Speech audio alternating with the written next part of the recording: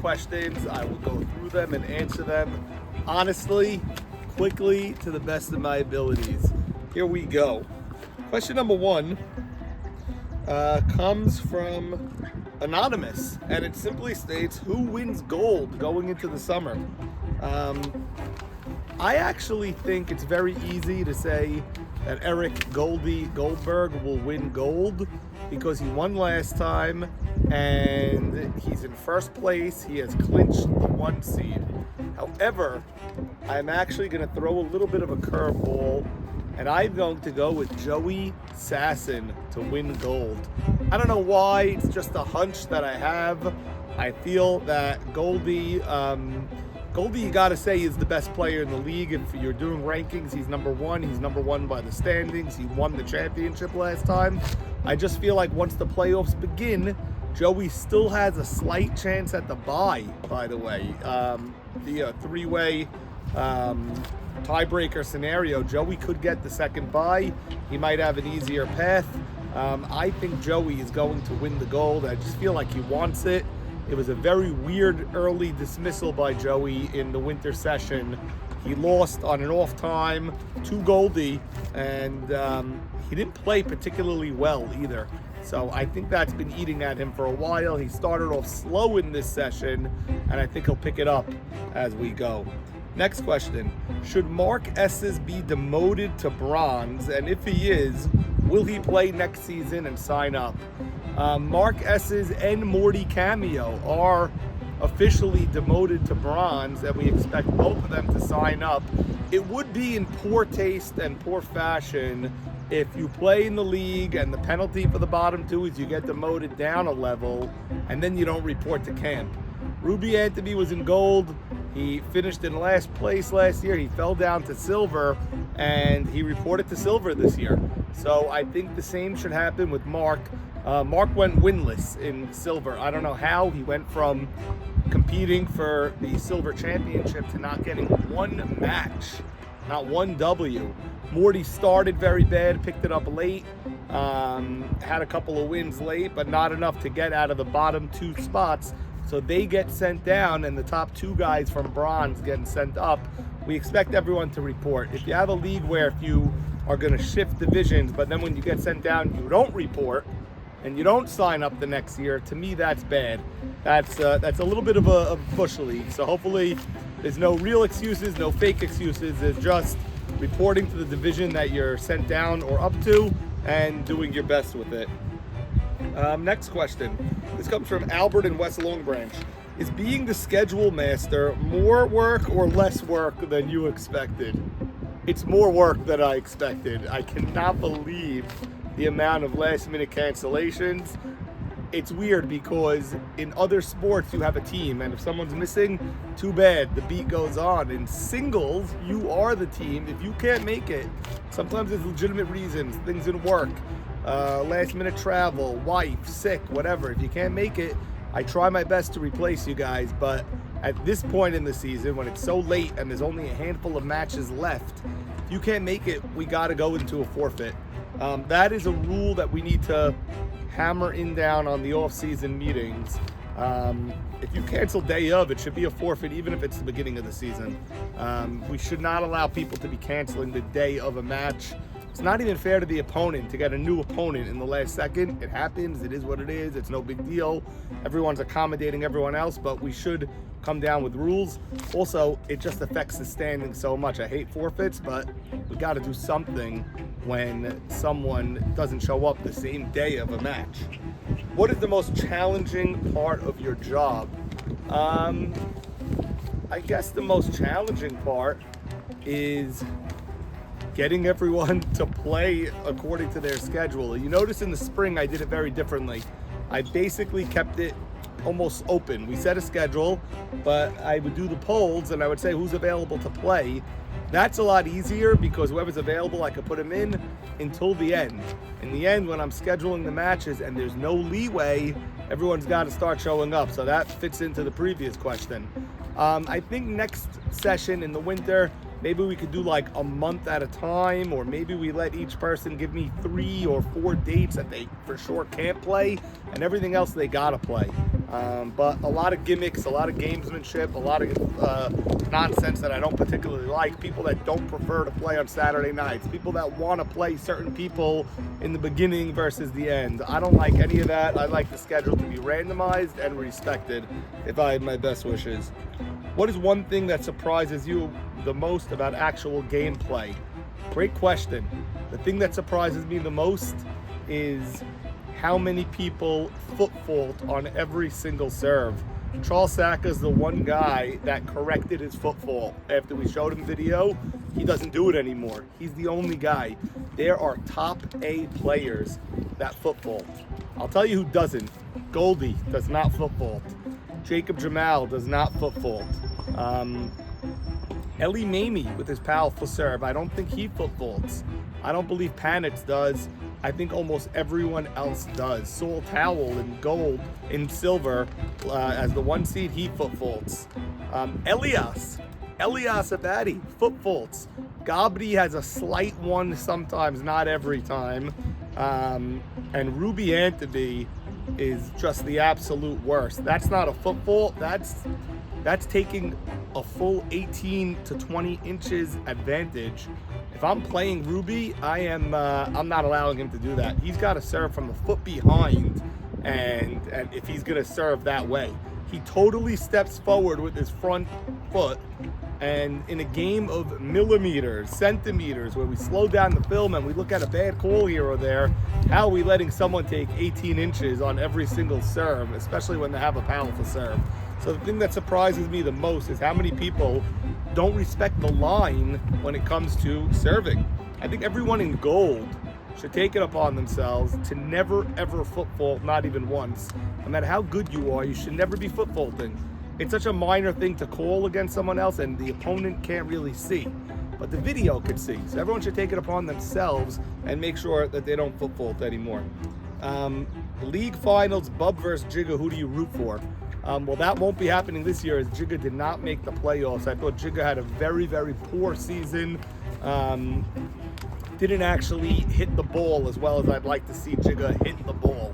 I think back to the previous question, what surprises me most about gameplay is how many people in silver don't actually swing the racket and strike the ball. In gold, it's beautiful. They're all swinging, they're all pounding the ball. It's great to see. So Jigga had a poor season. If potentially they were in the finals, I'd probably root for Bub in that finals because A, Jigga has beaten him lately more than Jigga has had the edge. So I'd go for the underdog. And B, I think Bub would care more about winning that than Jigga. Jigga cares, but it's not as competitive on the tennis court and doesn't have the desire to win the league as much as Bub. Jigga just wants to get better, get his workout in, but also get better at tennis long term. Bub wants to win the league. So I would root for Bub because he wants it more and also because he doesn't beat Jigga that often anymore. Question from Miguel in Long Branch. What, if any, similarities do you see between the legendary tennis Bryan brothers and the Abadi brothers? I don't see any similarities between them. I've never even seen Gabe and Elias play doubles together. I am not a fan of the Bryan brothers. I don't like their personality. I don't like their gads. I don't like watching doubles tennis at the pro level. It's a little too fast. There's no points ever. I actually hate the doubles game at the pro level. If I'm at the Open and I get stuck with the doubles, I will not watch more than a game. So I don't like the Bryan brothers, and I do like the Abadi brothers. I don't see any similarities between them, except the fact that they're brothers. Charles from West Deal has a few questions. What do you need to see from Marty to get to the next level? Well, Marty's got to win some matches to get to the next level. Marty rushes way too much.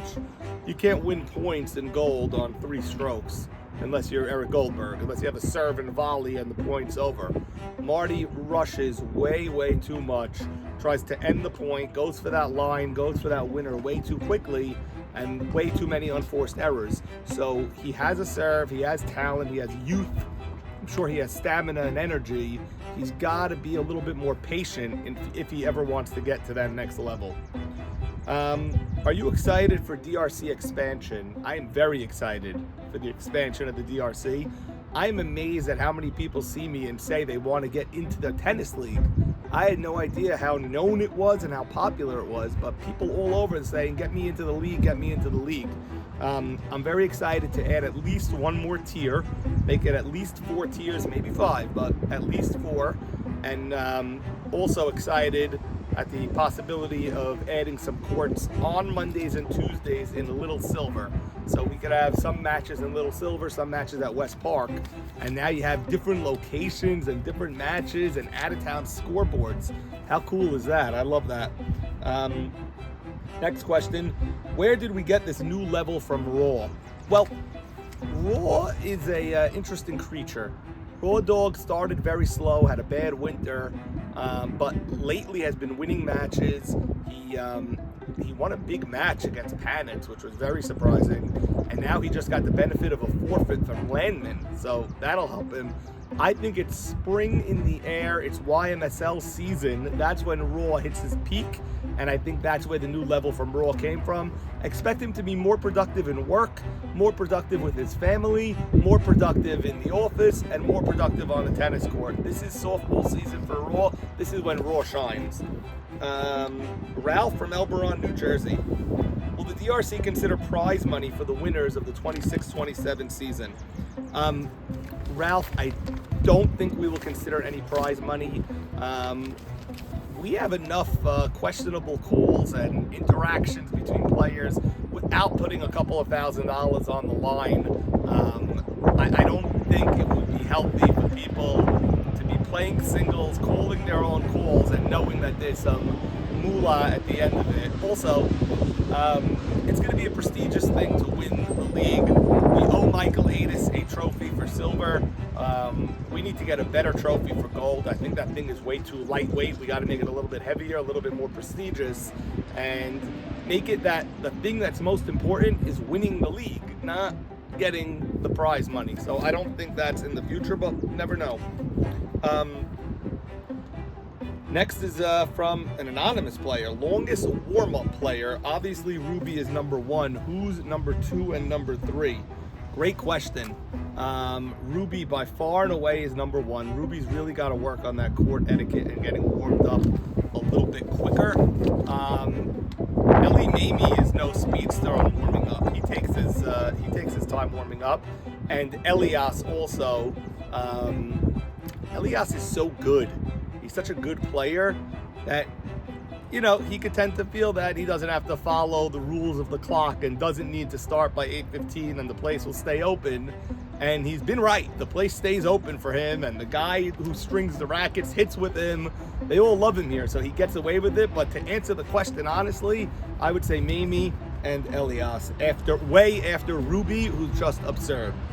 Longest player between points. Oh, picking time between points, Alan Landman by far. Not even close. Walks around, takes his time, thinks about the point.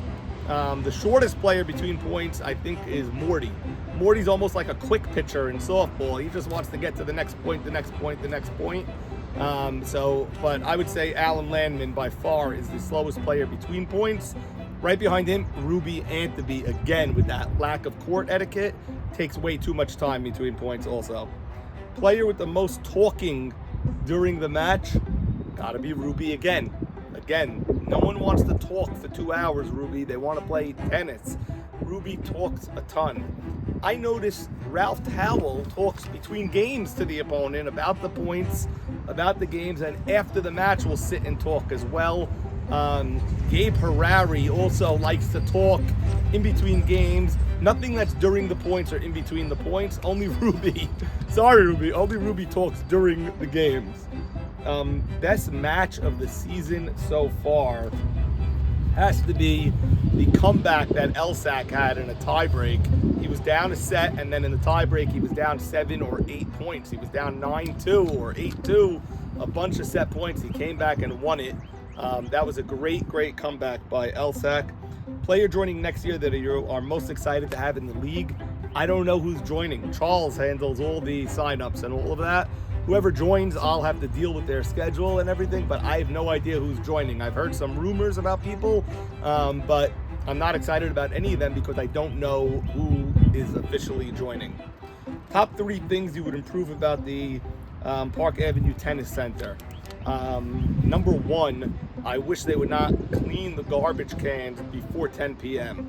All the cleanup and turn down of any business should happen after the business is closed. They do that while we're still at 9:50, 9:45. Number 2, I wish they would answer the phone during the day so we can make our changes. And number 3, I wish I had more courts available for us to rent. Number 4, I wish they banned pickleball from here. It's terrible. And number 5, I wish they didn't allow music at the clinics, and that one guy at the Monday night clinic that is screaming, counting down from 10 to 1 over and over and over again. Is a Brooklyn versus Deal end of the year matchup happening? I don't know. We're getting into summer. Everyone can see their Brooklyn friends and play against the guys in the Brooklyn League at their own leisure. I don't think we need to do anything like that. Stella from West Deal wants to know who wins the doubles match of Elliot and Charles versus Elias and Gabe. I would say Elias and Gabe, even though I've seen Charles and Elliot play so much more doubles. I just think Elias and Gabe have the better strokes altogether. The volley, the communication, it would be a great match. I'd love to see that, but I would go with the Abadi brothers. And finally, is the bigger gap between the top A and low A, or the low A and top B? I would say the bigger gap, unfortunately, is between the top A and the low A. And that's evidenced by the fact that nobody from the bottom 3 or 4 of the A's has beaten a top 5. That means Goldberg, Charles, Joey, Elias, and Gabe have gone undefeated against Marty Cohen, Michael Adis, Gabe Harari, Harry Franco. Those 4 guys did not get one match against the top 5 guys. That's a big gap. That's almost a divisional type of gap, where I think if Harry or Michael or Harry or Marty or Gabe were playing in the B against some of the top B guys, like let's say Saul or Elsack or any of the B guys, the Silver guys, I think Silver would get a match at some point in the season, at least one. So that's the story. That's the viewer mail. Thank you so much. We'll do it again. Wishing everybody a happy playoff season.